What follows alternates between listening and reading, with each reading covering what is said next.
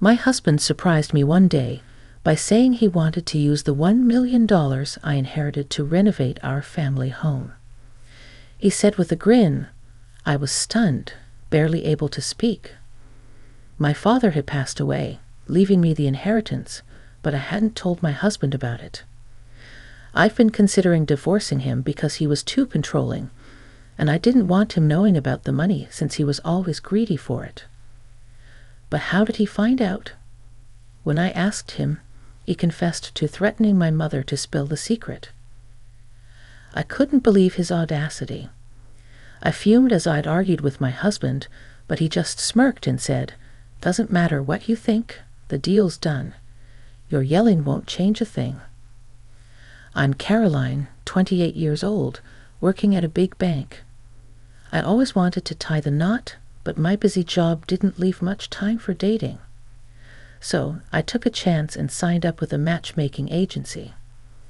That's where I met Robert, a cheerful lorry driver, a year older than me. In my line of work, I hardly meet any women.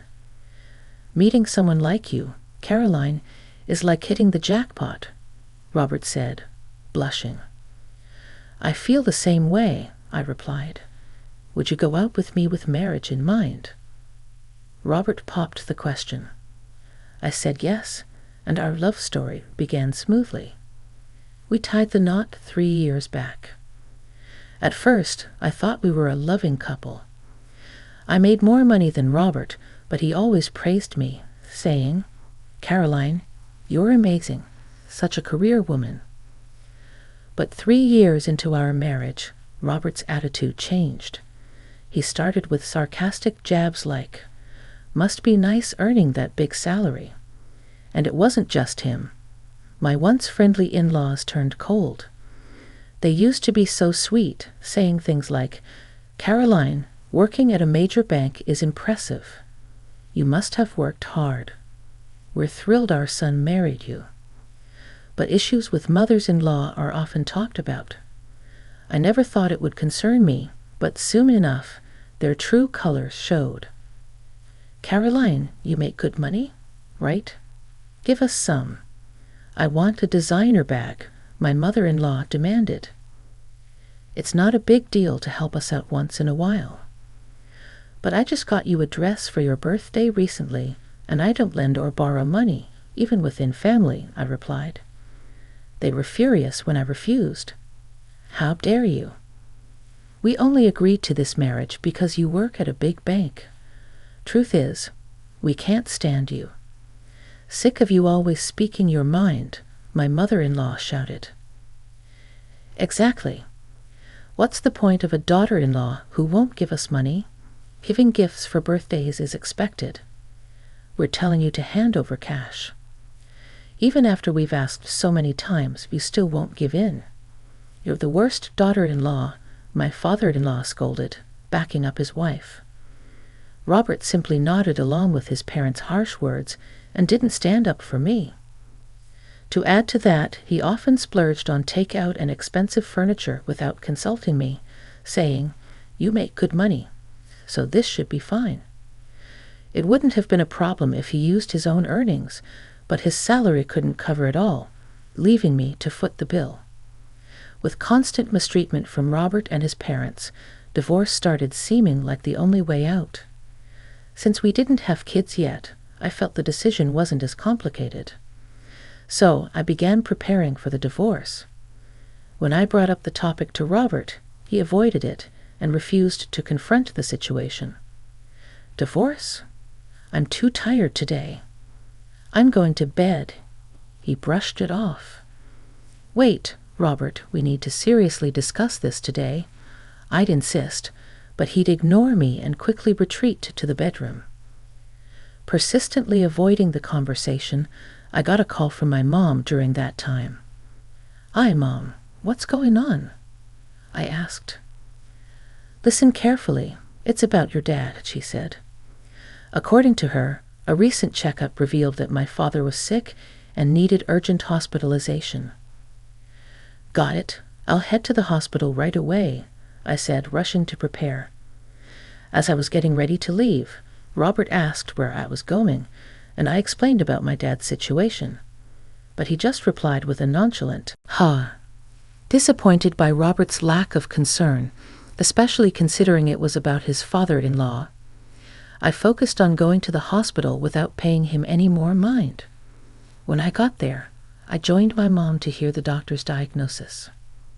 Turns out my dad had cancer, and his time was limited. Both Mom and I were stunned. We debated whether to tell him the truth about his condition, but knowing he'd want to be fully informed, we decided to be honest with him. Returning home devastated, I was met with Robert's insensitive question. "Back from your dad's hospital, huh? How bad is it?" Despite my anger at his tone, I shared the grim news about my father. His response was callous. "Oh, weren't you talking about divorce? If you want to stress out your already ailing father with our divorce, I'm up for it any time." His despicable comment plummeted my feelings for him even lower, but I didn't want to burden my father further. Despite Robert's smug claims about being ready for divorce whenever we discussed it, he seemed even more pleased with my workload and a desire to avoid divorce discussions. I focused on being there for my father. Avoiding the topic of divorce seemed like a victory to Robert, worsening his attitude. "So, what about your dad's inheritance? How much are we talking about?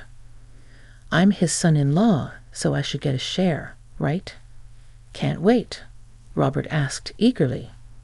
"That's ridiculous. My dad is still alive. How can you even bring that up?" I said, "Shut up. Don't raise your voice at me." No matter how much I objected, Robert seemed unaffected. His constant speculation about what he might get after my father's passing disgusted me, so I started staying at my parents' house. I told my mom that I'd be staying there for a while since it was closer to the hospital. After some time, my father passed away after his battle with illness. He left this world peacefully, as if he were asleep. My mom and I cried so much it felt like we'd run out of tears, but with funeral arrangements to be made, we couldn't dwell in our sorrow. I called Robert to inform him about my father's passing and the funeral date. Although I still wanted a divorce, I felt obligated to let him know since we were technically still married. "So, your dad finally passed away. Sorry for your loss," he said casually. Despite my suspicions, Robert showed no signs of sadness. I had hoped he would at least come to the funeral, but it seemed even that was asking too much. Seeing his indifference, I not only lost any remaining feelings for him, but began to detest him. "Do whatever you want," I replied, surprised by my own coldness. "Why are you so upset?" "Oh, and I'm curious about the inheritance," Robert taunted. Unable to bear his mocking laughter, I cut off and ended the call. In the end, Robert didn't show up for my father's funeral. Some called him heartless, but I believed it was for the best that he stayed away and didn't tarnish my father's final farewell. In truth, I felt relieved he didn't attend. After the funeral, a family meeting was arranged, including my mother and me, to discuss the inheritance. There were talks about who would receive what, but since my father had made decisions before his passing, everything was settled smoothly. Feeling like I had finally found some closure, I decided to head back home. But as soon as Robert saw me, he dropped a bombshell. "Hey, it's been a while. I've decided to use the $1 million you inherited to renovate the family house." I was so taken aback that my voice faltered. I hadn't discussed the inheritance situation with Robert. How did he know about the $1 million, and why was he planning to spend it on home renovations? Still reeling from the shock, I asked Robert, "What do you mean?" "I have no idea about any large sum of money." With a chuckle, Robert responded, "I had a chat with your mom. I may have nudged her a bit, hinting that if she didn't spill the beans about the inheritance, I might consider divorce. She quickly spilled everything. It turned out that Robert had coerced my mother into revealing details about the inheritance. You're despicable, threatening my mother like that just to find out. That's a low blow, I exclaimed, my voice rising without me even realizing it. I don't care. The renovations are already underway with that $1,000,000. You did what? Robert said smugly. While I was preoccupied with funeral arrangements and other tasks, Robert had already arranged for the renovations using the inheritance. I was speechless. You're obsolete now, but I'm feeling generous. You have two options. Move in with my folks or file for divorce. Robert's smirk was downright repulsive. I sighed deeply and replied calmly, I choose divorce, but I won't regret it. Robert laughed dismissively, as if I'd regret anything. With that, he handed me a lawyer's business card. From now on, we'll handle everything through this lawyer. And don't forget to transfer the inheritance to my account, he added. Silently, I packed my belongings and left. Even as I walked out the door, Robert kept reminding me, don't forget about the inheritance. When I recounted everything to my mother, she seemed taken aback. She hadn't realized how strained things were between Robert and me. She also apologized for divulging details about the inheritance to Robert. It's all right, Mom. I should have told you everything. But Robert threatening you is the worst part, I reassured her. Then I asked if I could stay at our family home until I found a new place. She readily agreed. The following day, my phone buzzed incessantly with calls from Robert, all of which I ignored. Eventually, Robert showed up at my parents' house, ringing the doorbell persistently and causing a commotion. Despite my attempts to ignore him, Robert refused to leave and continued to shout loudly outside. Hey, open the door. I know you're in there, he shouted. Feeling overwhelmed by his aggressive behavior, my mother suggested, Caroline, maybe you should talk to him to prevent any further disturbance for the neighbors.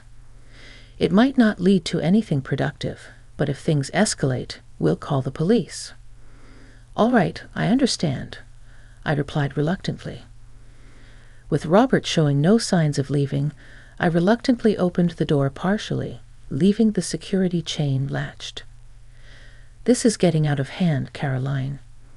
Whenever you transfer that $1,000,000, I can't afford the renovations without it, Robert shouted, attempting to shake the door and break the chain. Remaining calm, I responded, it's under consideration. Confused by my reply, Robert looked puzzled and asked, what do you mean, under consideration? I confronted him with the truth, saying, what I inherited was my father's vacation house. It's not in cash, so I can't transfer it to you. Robert's eyes widened in shock, but then he said something that surprised me too. How did you manage to secure a $1,000,000 renovation contract? Usually, they wouldn't agree without proof of funds. Well, I have a relative who owns a construction company.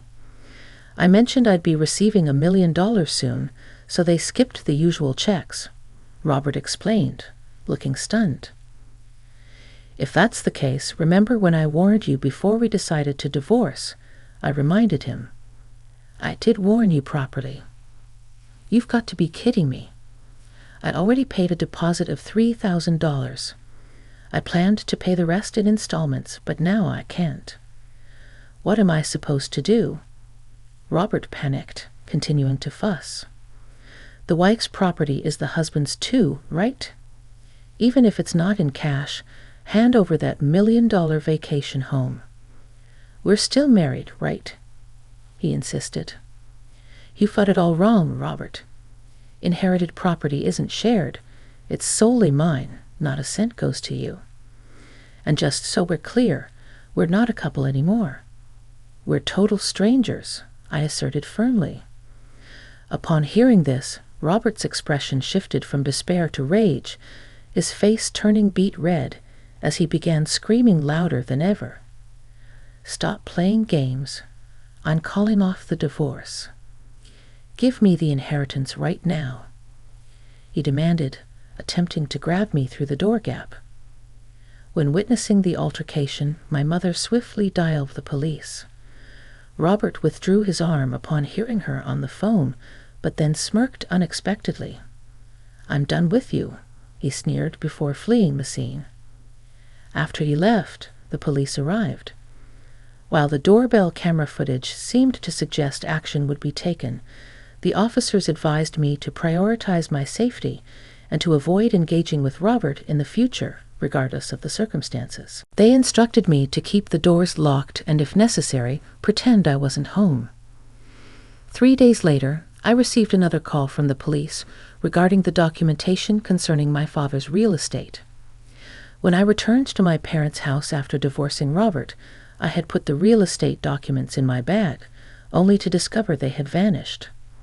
Upon being informed that the documents were found, I headed to the police station, where Robert was unexpectedly present. To my shock, it turned out that Robert was the thief who stole the documents. As I demanded an explanation, exasperated, Robert wore a sullen expression and muttered, "You thought there might be cash in my bag, since I inherited $1 million, right? So when you went through my stuff, you stumbled upon some important-looking documents related to the inheritance and decided to take them." Robert explained that he hadn't examined the documents closely at the time. It was only after learning from me that the $1 million wasn't in cash, but a vacation house, that he realized the documents he took were the property title of that house. Later, assuming that selling the property title would convert the inheritance into cash, he took it to a real estate agent, accompanied by my in-laws, to initiate the selling process. However, upon my arrival, the realtor informed me that since the title was still in my father's name, they couldn't proceed with the sale. As the inheritance division discussion had just taken place, I was in the process of finding the notary to transfer the title to my name. Even if the inheritance had been finalized, the property would still be under my name, making it difficult for Robert to sell it without my consent. In frustration, I demanded that they purchase the property since it belonged to my father-in-law.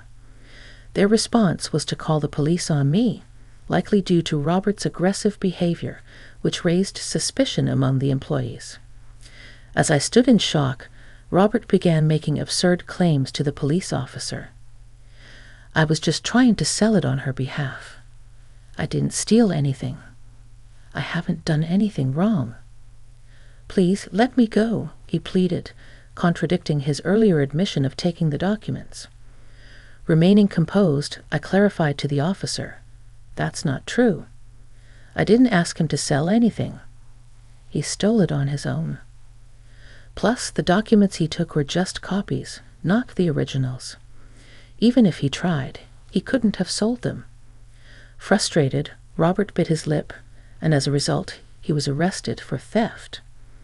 With news of Robert's arrest and the loss of the $3,000 deposit broadcasted, my in-laws, now exposed as the parents of a criminal, were compelled to relocate from their town. Later, they seemed to hold a grudge against the real estate agency that reported Robert, resorting to making harassing calls and spreading rumors. The real estate agency, understandably outraged, filed a lawsuit against them for obstructing business and attempted fraud, as they had tried to sell property they didn't own. To avoid a court case, my in-laws had to pay a significant amount in damages. In their desperation, they reached out to me for help. "Caroline, please, we used up our savings for the deposit, and now we're in debt to pay the settlement." My ex-mother-in-law's voice trembled with urgency. But I felt no sympathy. "Why are you asking me for help? I'm divorced from Robert, and as far as I'm concerned, you're strangers to me now," I responded firmly. She pleaded, "You're wealthy, aren't you? Can you spare some money? We'll pay you back, I promise." "I don't believe that for a second. I'm ending this call. Don't contact me again," I replied coldly before hanging up and blocking both their numbers. Robert's number had been blocked long ago. Knowing Robert knew where my parents lived, I decided to sell our family home and moved with my mother for safety. As for the $1 million vacation house, I put it back on the market, and it sold without any issues. Now my mother and I live peacefully, cherishing the memories of my father.